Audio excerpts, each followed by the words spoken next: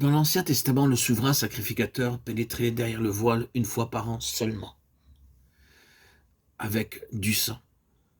Le Seigneur Jésus-Christ est notre souverain sacrificateur céleste. Il est entré une fois pour toutes dans le lieu très saint, avec son propre sang. Chaque péché que nous commettons en pensée, en parole ou en acte est inscrit sur la conscience, comme les sons sur une audio.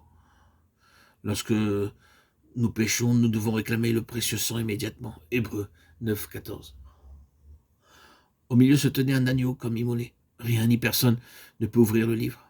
L'agneau immolé seul le peut. Apocalypse 5, 6. L'agneau de Dieu est mentionné 28 fois dans le livre de l'Apocalypse. Cela nous donne 28 aspects de la signification de la croix de notre Seigneur Jésus-Christ. Les 7 cornes montrent qu'il est roi.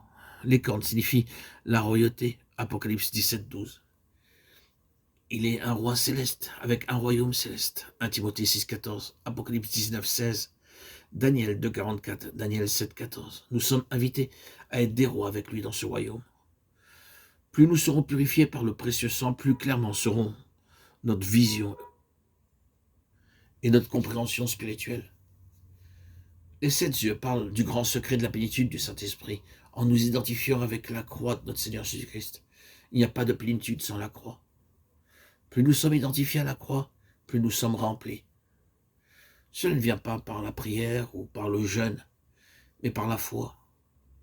Croyez que vous êtes la plus faible personne de la terre. Mourrez à vous-même. Mourrez à votre volonté. C'est la plénitude. Vous pouvez vous suicider, mais vous ne pouvez pas mourir par vos propres efforts. Vous ne pouvez pas vous crucifier, car quelqu'un doit vous clouer. Je ne peux pas me crucifier moi-même. Je dois demander au Seigneur d'enlever mon désir de puissance, par la puissance de sa croix, de briser ma volonté, mes plans, par cette même puissance. Dans Colossiens 2, 9 à 10, il nous est dit que nous sommes parfaits en lui. C'est la plénitude réelle. Apocalypse 5, 7, 10 nous montre qu'en adorant, nous avons une plus profonde compréhension de l'œuvre de Christ et de ce qu'il fait en nous. L'adoration est le grand secret de la plénitude. Beaucoup disent de longues prières, mais ce n'est pas l'adoration. Dans Luc 17, 17, nous lisons que tous les lépreux furent purifiés, mais qu'un seul remercia et reçut la bénédiction. Dans Apocalypse 5, 11, les anges sont debout, mais les vieillards sont assis. Les anges nous serviront dans la nouvelle création à venir. Hébreux 1, 13, 14. Nous donnerons des ordres et ils obéiront. Ésaïe 45, 11. Toutes ces richesses sont pour nous.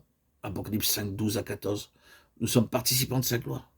Les 4 êtres vivants et les 24 vieillards se prosternaient et adoraient celui qui vit au siècle des siècles.